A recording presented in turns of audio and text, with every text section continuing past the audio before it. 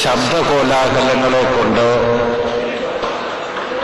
അവിടുന്ന് രക്ഷപ്പെടാനുള്ള ഒരു മാർഗമായിട്ട് തോന്നി. പലതും ഓഡിയൻസിലേക്ക് വ്യക്തമാകുന്ന രീതിയിലായിരുന്നില്ല പല ആക്ടേഴ്സും ഇവിടെ അവതരിപ്പിച്ചത്.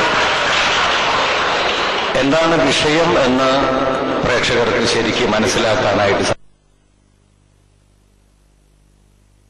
മൈക്ക്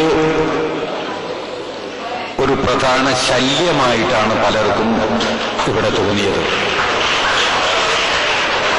മോണോആക്ട് നടന്നുകൊണ്ടിരിക്കുമ്പോൾ പ്രേക്ഷകനെ ആ തലത്തിലേക്ക് കൂട്ടിക്കൊണ്ടുപോകാനുള്ള ശ്രമം ആരുടെ ഭാഗത്തു നിന്നും ഉണ്ടാതായിട്ട് തോന്നുന്നില്ല. പലപ്പോഴും ശബ്ദം കൊണ്ട് എന്താണ് പറയുന്നത് എന്ന് വ്യക്തമാക്കാൻ കഴിഞ്ഞിട്ടില്ല. പിന്നെ എല്ലാ കഥകളും ഇവിടെ അവതരിപ്പിച്ചതിൽ ഒട്ടുമുക്കാലും നന്മയിലേക്ക് വിരൽ ചൂണ്ടുന്നതായിരുന്നില്ല എന്നുള്ളത് ഖേദപൂർവം അറിയിക്കുകയാണ്. ഏത് കലാസൃഷ്ടികളും നമുക്ക് ഒരു നല്ല സന്ദേശം തരുന്നതായിരിക്കണം. അതിന് മാത്രമേ നിലനിൽപ്പുണ്ടാവുകയുള്ളൂ.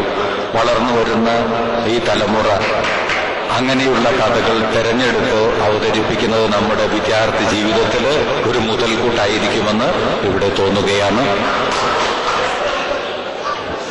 അമ്മയ്ക്ക് കുഞ്ഞ് ജനിച്ചിട്ട് ആ കുഞ്ഞിനെ വളർത്താൻ കഴിയാതെ കഴുത്ത് ഞെരിച്ചു കൊല്ലുന്നത്, മന്ദബുദ്ധി ആയ കുട്ടിയെ കഴുത്ത് ഞെരിച്ചു കൊല്ലുന്ന സന്ദേശം നമ്മുടെ സമൂഹത്തിലേക്ക് കൊടുക്കാൻ കാട്ടിയ ശ്രമമാണ് എല്ലാ വിദ്യാർത്ഥികളും ഇവിടെ ഒരുപോലെ അവതരിപ്പിച്ചത്. ഖേദകരമായിട്ട് തോന്നുന്നു. കുറെ കൂടെ നല്ല രീതിയിലേക്ക് ഒരു സന്ദേശം കൊടുക്കുന്ന രീതിയിലേക്കെങ്കിലും ഇനിയെങ്കിലും ആവട്ടെ എന്ന് പ്രാർത്ഥിക്കുക. ഒന്നാം സ്ഥാനം 1, രണ്ടാം സ്ഥാനത്തേക്ക് 3 നമ്പറും, മൂന്നാം സ്ഥാനത്തേക്ക് 2 നമ്പറുമാണ് തെരഞ്ഞെടുക്കപ്പെട്ടിരിക്കുന്നത്. ആദ്യം സാധാരണ അടിയിൽ നിന്ന് മേലോട്ട് പോകുന്നൊരു സിസ്റ്റം ഉണ്ടല്ലോ, അങ്ങനെ പോകാം. അപ്പം ബഹളം കുറച്ച് കുറയായിരിക്കും.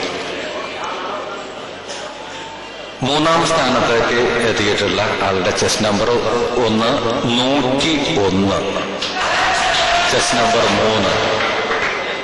മൂന്നാം സ്ഥാനത്തേക്ക് എത്തിയ ആളുകളാണ് 101 ചെസ് നമ്പർ. രണ്ടാമത്തത് 134, 134. ഈ 2 ചെസ് നമ്പറുകളാണ് മൂന്നാം സ്ഥാനത്തിന് അർഹരായത്. രണ്ടാം സ്ഥാനത്തിന് അർഹരായ 3 വ്യക്തികളുണ്ട്. ആദ്യത്തേത് 135,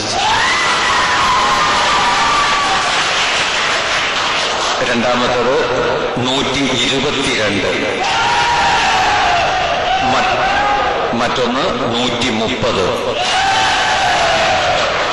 ഒന്നാം സ്ഥാനത്തേക്ക് എത്തിപ്പെട്ട ചെസ് നമ്പർ 11. അദ്ദേഹം തന്നെ തീരുമാനിച്ചു.